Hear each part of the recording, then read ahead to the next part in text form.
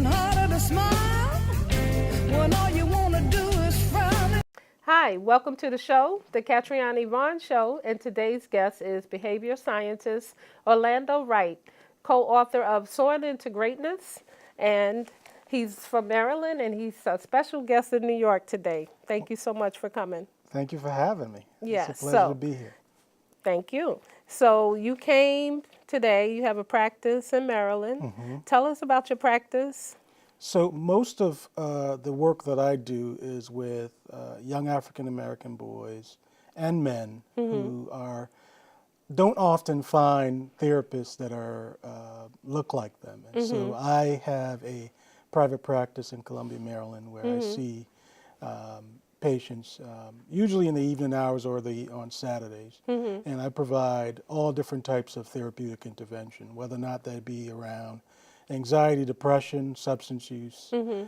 Mostly what I enjoy doing is setting up a individualized curriculum that's made for each person who's coming in, because their needs are going to be different. Would that still be an IEP? No, not in the education domain, but it's more from the mental health perspective. Okay, great. That's so tell me, New York has a program, Strive NYC, for mental health first aid, and I just took the class like last week. Okay. And it was really interesting, which, you know, I've been in the field, but probably one of my dreams is to do what you're doing. Okay. That was like my end of life, like to counsel, because I really like that. And I think it's something that I'm good at. And I guess after working in that field, I saw how young black boys, how they are treated, not so much how they are treated, but how they look at the whole therapy process. And a lot of times when you're diagnosed and you get pigeonholed for the rest of your life, and you know, and at the same time you're gifted, but people don't see your gift. Absolutely. And because you know you're in a system that's against you, you kind of have this shield. And you know, I was witness to this, and you know, it's like it's heavy. And I guess I was able to see the gifts that they had that other people don't really see. Right. And so this should be an interesting conversation, because there's some other questions about the whole mental health that, even though we have changed a little bit, it's some other stuff on the horizon that I don't know when we're going to be able to tap into that and change it. So you tell me, so you have the practice, and you have, didn't you say 5? So I work, so I have this private practice that I own, and I work with 6 hospitals in the region doing behavioral health integration, because they recognize that what we find is that the medical field don't often understand or integrate behavioral health services well. Right. And you mentioned earlier, and this tells me you know what you're talking about, because mental health first aid is a type of curriculum or training that helps to reduce the stigma around mental health and mental health services and how to access those services. And so that's really what I'm doing for the hospital. Just got awarded a SAMHSA grant, actually, for 3 years to present those types of trainings, especially for the elderly populations who are experiencing you know, most of your depression and anxiety, and that impacts everything else. And that was something that they mentioned too.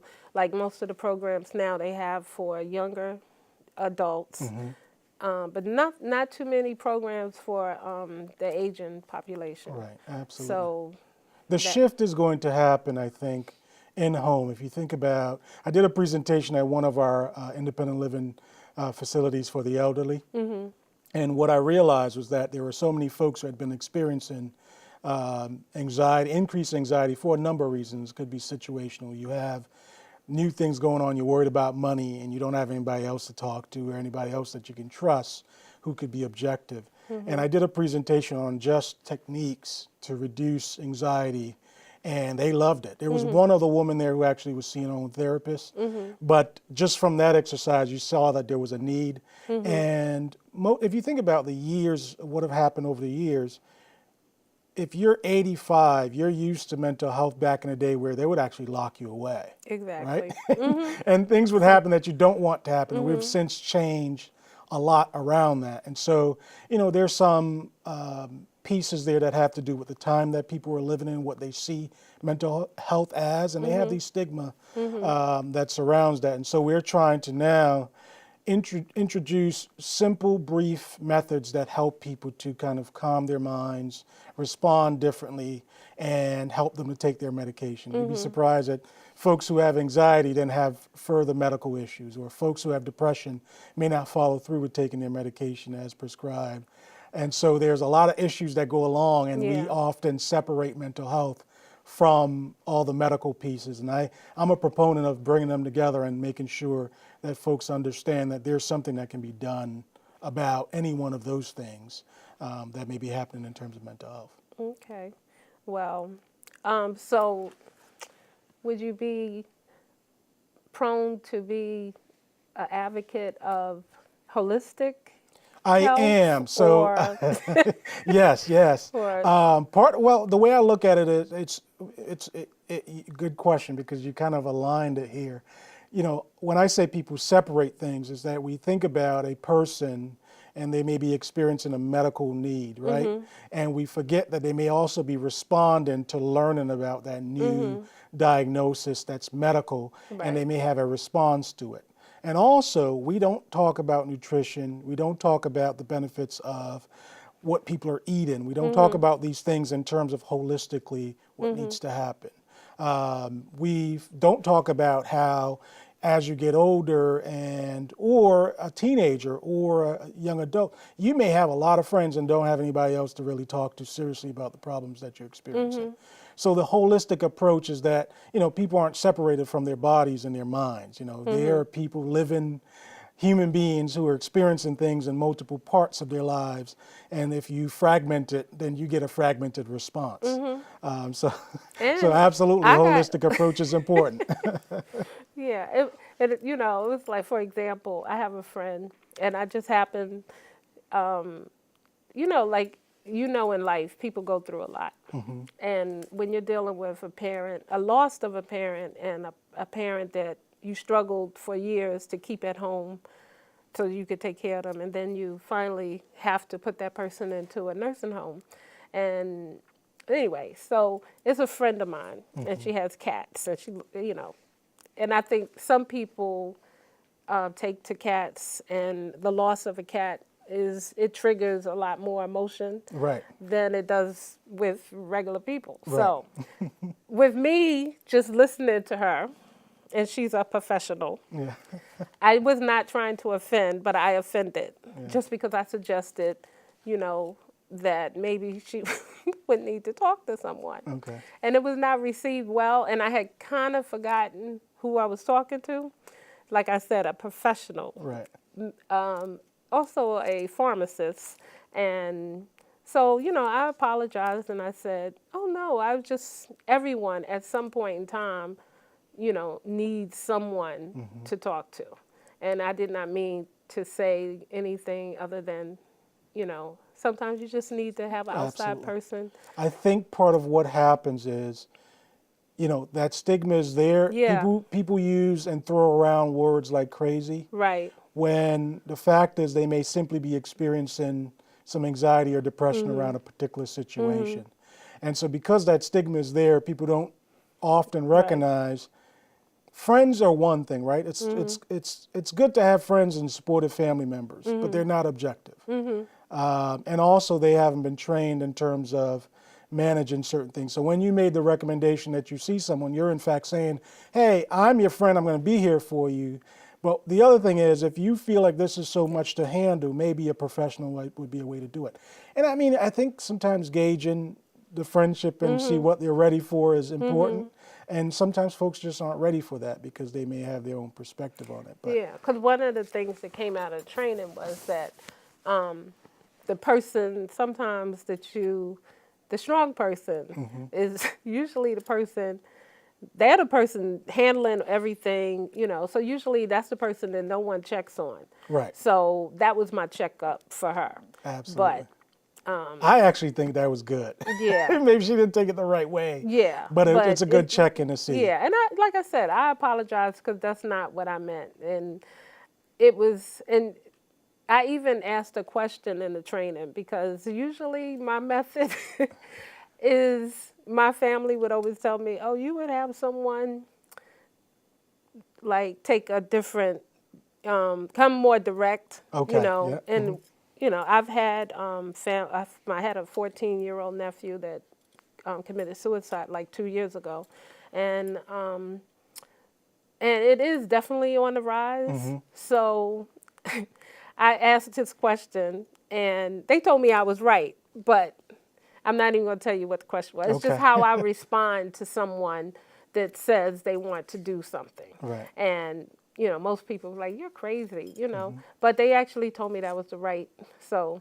So the mental health first aid will say to ask someone directly, do you want to kill yourself? Yeah. And if you're not in the profession, right, you have some experience with that, so you know that's a perfectly normal question to ask for us who are doing an assessment. But for folks who are not used to it, it can be off-putting and it's unusual. But it's really a very direct, concise question about what a person is going to do. And the next follow-up from there is, do you have any plans? Do you have any How do you plan thoughts to do about it? That's correct. And in my experience, you know, when I think about it, you know, then you always have like a substance, in this particular case, it was a substance abuse aspect of that personality. So, you know, then people use things as an excuse. So I was saying that is some people that you ask the question, but most people that do it, I have never had a case where the people we know that committed suicide, they didn't tell us, did they? Right, right. So that's my point. Right, I got it. So when someone, it's a difference for me, Right. because most people, you know, we had 5 tragedies in the last 2 months of famous people, no signs, you know, nobody saw it coming, can't believe it. They just did it though. Right. And then you have other people that not too many people talk about it. Right. You know, it's something you have to spot and get into a conversation to try to help the person. But if someone's really serious, I don't know anyone that's going to tell you, like, I'm going to do this. You know what? Or they may say something, but usually the person doesn't catch on. Correct. So there are certain things that are around, and it's usually hindsight is 20/20. But if someone is committed to do it, they can also, make up their mind that they're going to do it. It could be certainly a situation. I've had folks who just right then and there, it's a response that is quick, never thought out. So you do have those scenarios. It depends on the person, and others will give you signs on top of signs for a number of years, and will eventually follow through. But I would say is always take it seriously and always have follow-up. And I know that there are a number of states that do have mobile response or mobile crisis that may go out with the police, or some police officers who are trained in what we call CIT training. Yeah. So there are a number of different ways that you can catch it. Most people do give signs. Some will have a response and just follow through with a committed suicide. Yeah. So, okay. So then you work with the different hospitals. And so do you go in providing services, or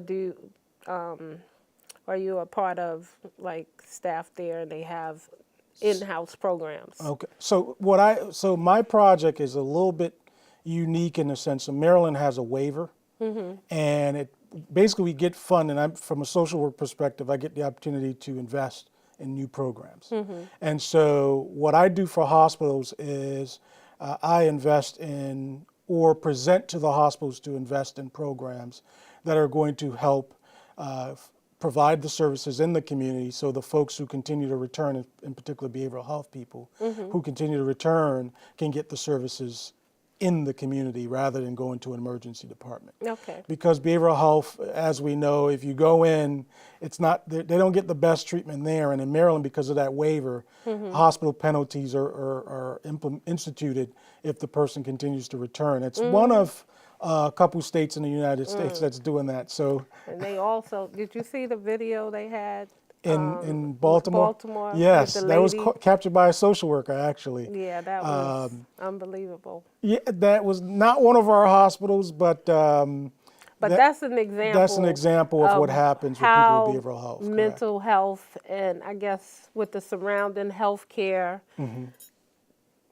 program, the packages, Right.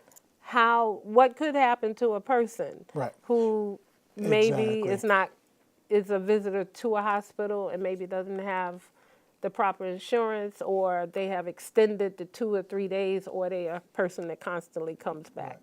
And, you know, it's to me, looking at that was sort of like a sad, I mean, I think now for me, I might need, because it's starting, like living in New York, you know, you deal with a lot of things and a lot of circumstances.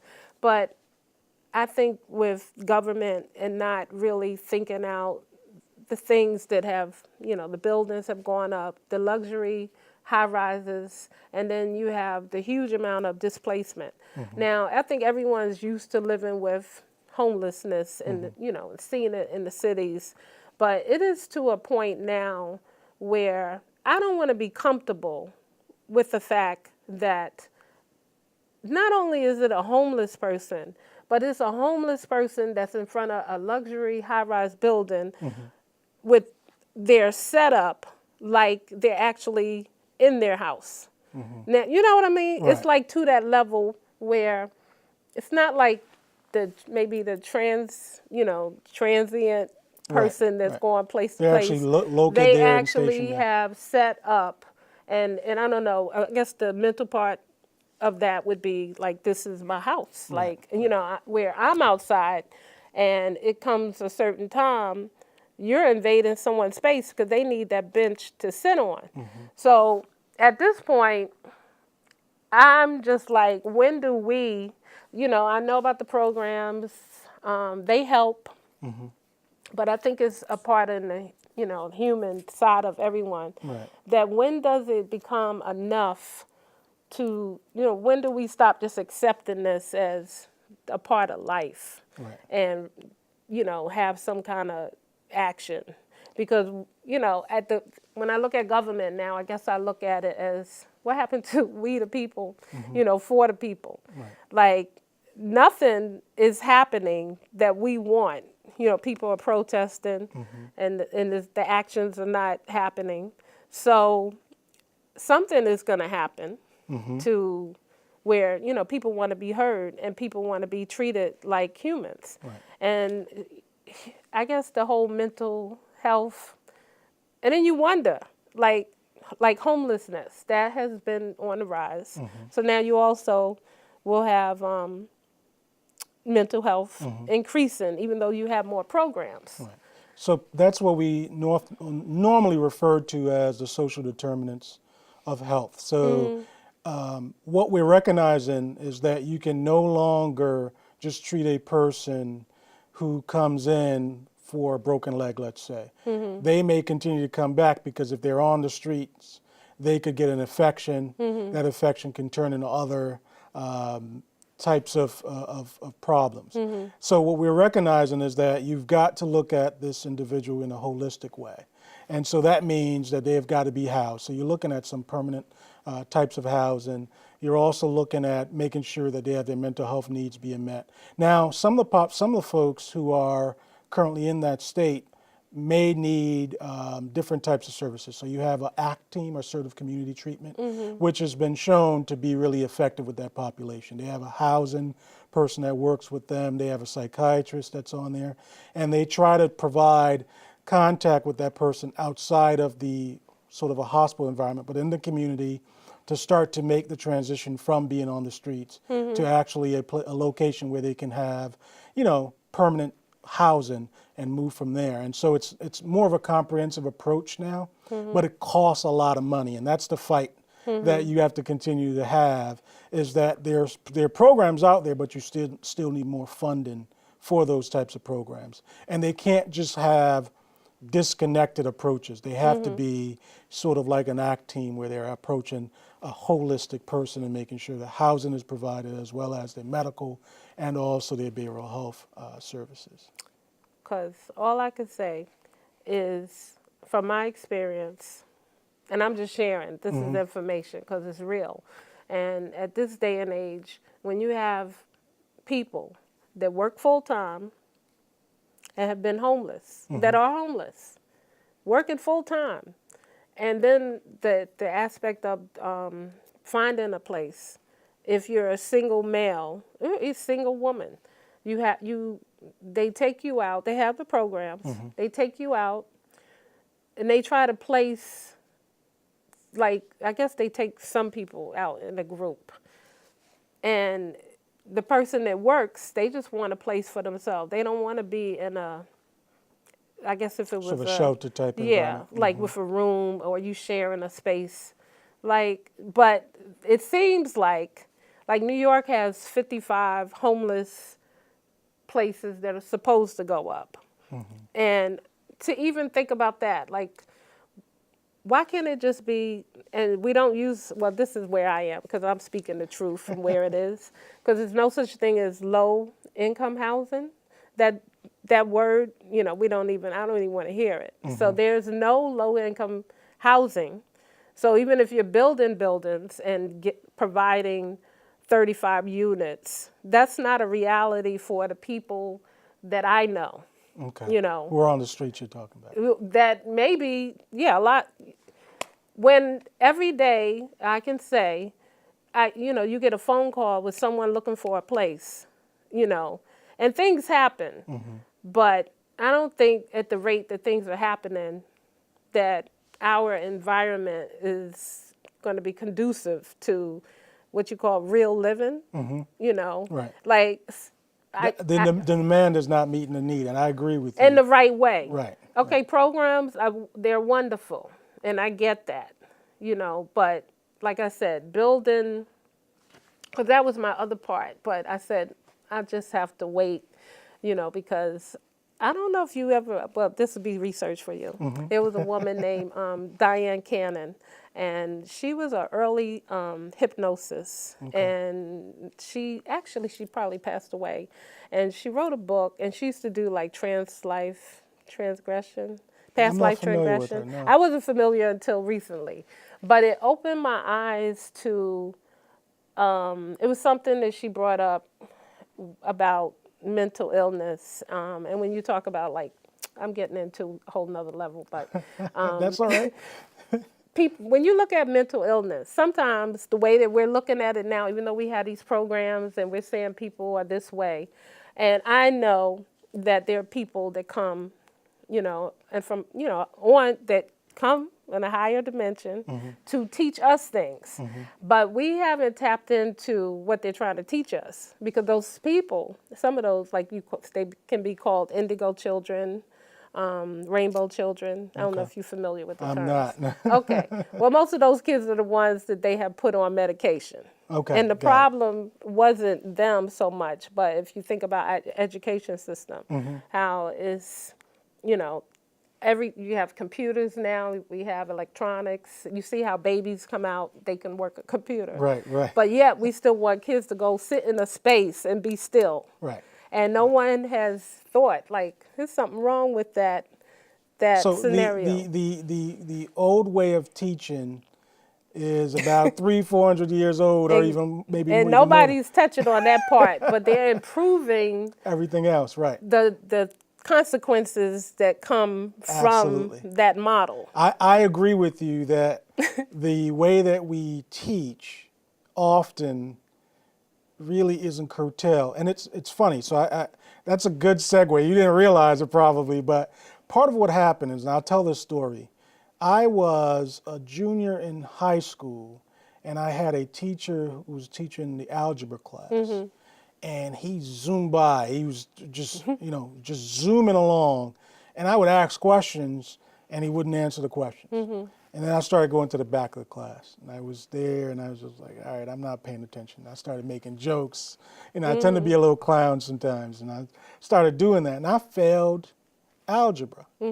And around that time, I started getting a little bit of trouble as well, because I was at the time not doing well in school.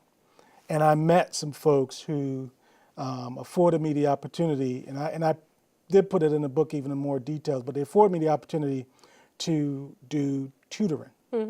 And the way I was taught, you remember those jacks, the jacks and the ball that So the tutor actually utilized those things to help me learn algebra. And it was a very different way of learning. Wow. That's when I recognized that I wasn't dumb, right? There was nothing dumb about me. Too advanced, sort of, figure it out. It was really about that I learned a different way. And most of us do. Most of us do. And you can't teach every child the same way. And that's the challenge for the classroom, is that you've got to figure out how to engage each child. But lo and behold, I got that tutoring. The next year, I had to retake it by my senior year, and I had A's and B's in that course. Same course, changed a different teacher. The only difference was I had tutoring that actually showed me the basics and the fundamentals of it. And so it wasn't that you had this mind who couldn't pick it up. You were learning different. And I think that's, for me, that illustrated that the challenge that we're often having in the classroom, because I'm the kid who's going to always get up, who's going to be talking, because if I'm bored, I'm not going to engage. And that's a demonstration in my own life that demonstrates for me that getting someone who responded differently to me and showed me something differently made a huge a change for me. And I think that that's why my projection changed, because I came out feeling like, all right, I could do this, right? And I went through that process. I share that story often because it's a story that, you know, what changed with me was just the difference in terms of a tutor. And in terms of me having the mentality of wanting to, like, okay, you're going to show me something. And it was fun the way she did it, right? And so that's how I learned, and I've always taken that ever since. Wow. That, when you said jack and ball, that's a concept that I also use with kids. Yeah. But not for the, not for the same reason. Okay. Because they don't have the hand-eye coordination. Right. So they could never get it. Right. And so that's something maybe we came up playing. Right. That was easy because those are the kind of games that we played.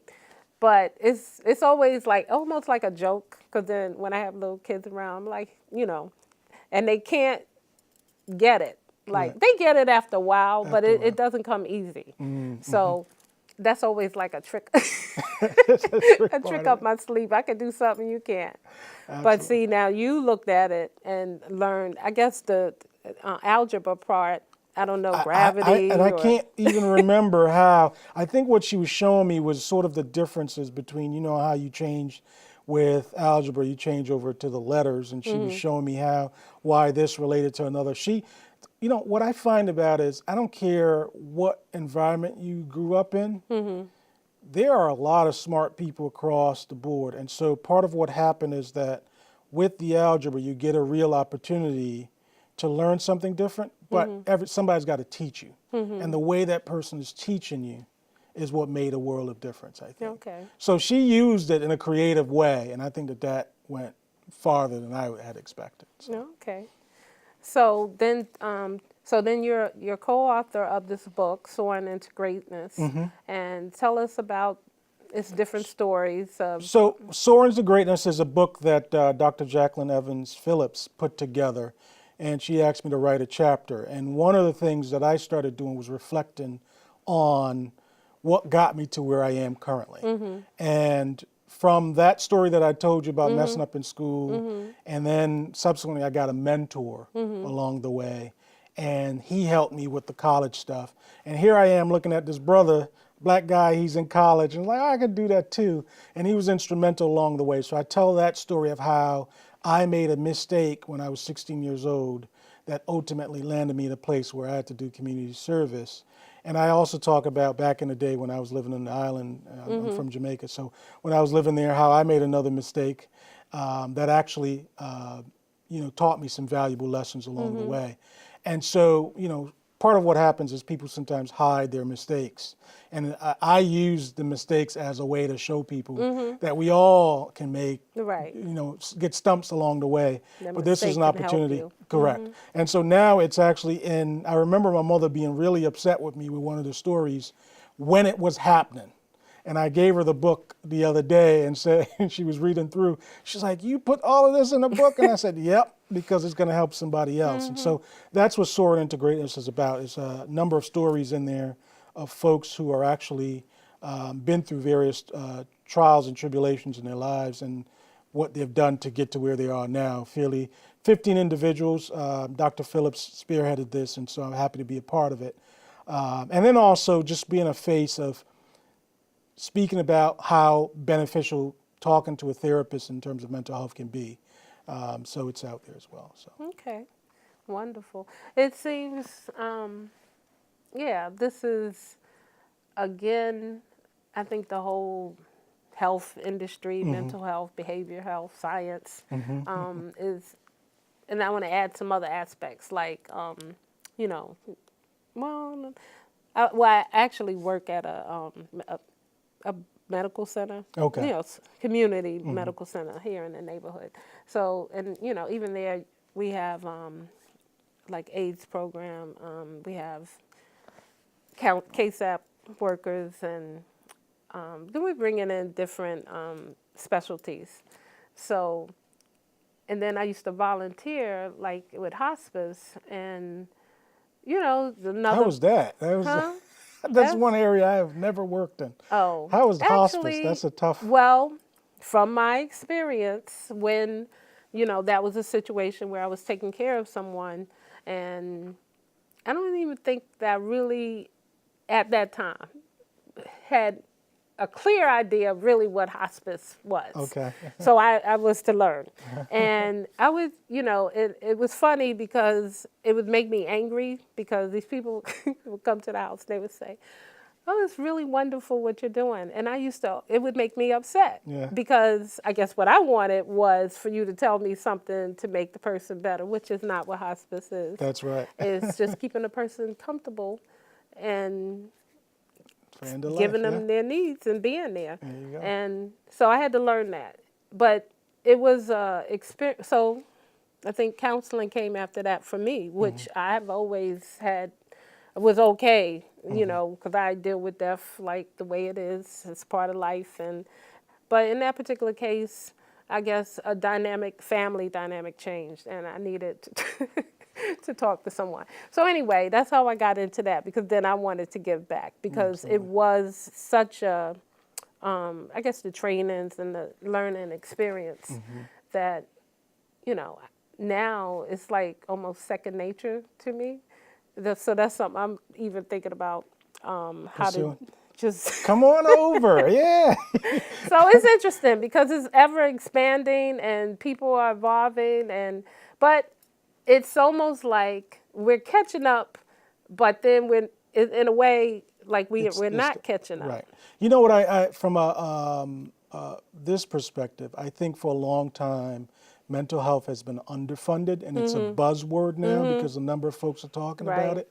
But I'm watching to see how long that's going to be sustained, because I'm not going anywhere. I'm still going to be in the field, but because it is a buzzword, you're seeing a lot more attention being paid to it. And I think, quite frankly, over the years, it's been ignored in a real, authentic way. It's like, folks, you may hear about it. You've heard about folks who completed suicide, but you may not necessarily see a rich conversation around the various types of ways that people can get help. There's often a sort of a piecemeal way that it comes together.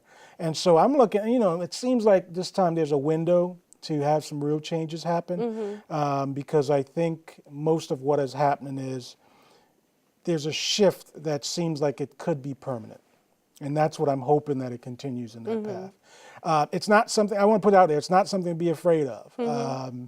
I have a simple tool that I've developed, which is all about making sure that we can help people understand their symptoms, understand their functionality. There's a number of folks who are stressed to the nth degree, Yes. and they're experiencing anxiety, but they're still getting up every day and doing what they got to do. And then there are folks who are depressed and have anxiety, and they can't get up to get out the door. Right. And so it impacts different people differently. And I'm letting folks know that it's normal. It's a normal part of existing. And some of it is much more clinical, meaning that you may need to see somebody for it. Some of it may be just that, you're experiencing a particular situation and it's just what you're dealing with at that moment, and it's not necessarily the clinical end. But what I'm finding is that folks don't even know what it looks like.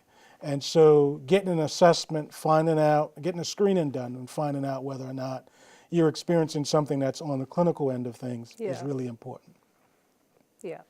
Okay. So, what is the most important thing that you think advice you could give the audience as far as taking care of oneself, as far as like wellness? So, yeah, that's a great question. In terms of wellness, food is an important part of that. Your mental health is a part of that. Your body is a part of that. And none of it is fragmented. It's all a part of who you are. And what I would say is that if you're starting to find that your worrying is excessive and it's starting to impact you in other areas of your life, or you find that drinking or substance use is becoming excessive to the point where other parts of your life are starting to be impacted, I would say reach out to a health professional. The way to do that is there's a good resource listing service out there called Aunt Bertha, AuntBertha.com. Search there and find the resource. It's a national website. Also, there's a number of, so psychologytoday.com, you can go and search for therapists in your neighborhood. And that's the way to connect with folks. And where can people find you on Facebook? So my company is halcyonclinical.com, and it's HALCYON clinical, CLINICAL.com, halcyonclinical.com, and or you can search for Dr. Orlando Wright in Maryland. Okay. So how long have you been in Maryland? I've been in Maryland for a year and a half. Oh, yeah. And that was from New York? I came from Connecticut. Connecticut. Yeah, so I moved from Connecticut after being there for 20-something years. Our new president at Brick is also from Jamaica, and she moved here from Connecticut. Oh, really? There's a huge West Indian population, especially Jamaicans living in Connecticut, yeah. So I decided to make the move. I still love Connecticut, but I really do love living in Maryland, as you know. Okay. Yeah, good. I'm all for it. That's my second home. I actually lived there for 17 years. So that's why you know all the little spots. Yeah, and around. I know all those spots in the early, and some of the it was, I asked you about the doctor. I have to find out where he is myself. I would love to. Because amazingly, when I came to New York, what I would tell a lot of people that New York was so far behind from Maryland, because when I lived in Maryland, it was like everyone I knew was a holistic doctor, some kind of massage therapist, esthetician, something holistic. And I was surrounded by that. And then when I came to New York, I'm like, where are my people?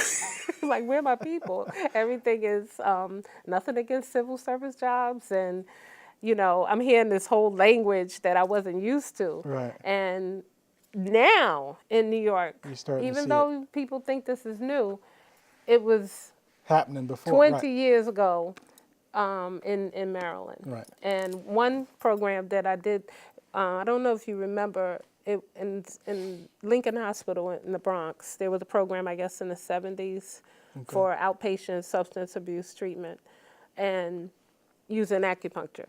So the doctor I told you, Dr. Marshall, he did a model of that in Baltimore. Okay. And that's needed down there too. Yeah, so this was in the 90s, so he had the program, Baltimore acupuncture, and which, they no longer have, but it was from, the program that started here in New York. And I'm sure it'll be another one popping up soon, hopefully, as if it's something new. But New York is late. So anyway, I'm going to have to tie up this wonderful conversation Absolutely. and It's a discussing pleasure. so many of today's issues. They could, this could continue on. Absolutely. I hope in the future to have a whole panel, and I'll have you back Absolutely. with real people. So it's not just me saying these things, but maybe the 7 people of the calls that I get, for people needing things that in 2018, I just think we need to do better in being human, for each other. That's right. And I think that's a part that's being lost. So anyway, thank you for being our guest Thank you for today. having I me. wish you all the success and wellness that you bring to the people that come to you. And success, and out, have to check out the book. If folks want a copy, you can go to the website, House Young Clinical, and just go to the contact us page and shoot me an email, and I will. Okay, and we'll we'll post arrange that to on get the one to you. website as well. So, Hi, everyone. I'm Dr. Orlando Wright. You can catch me on the Ketriana Yvonne Show, which occurs every first Wednesday of the month.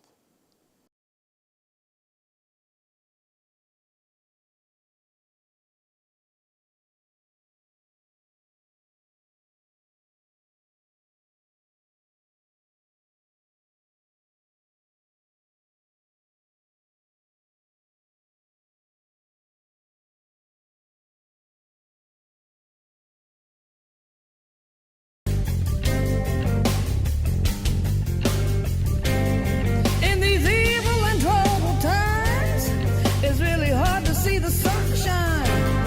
It's even harder to smile when all you want to do is frown and cry.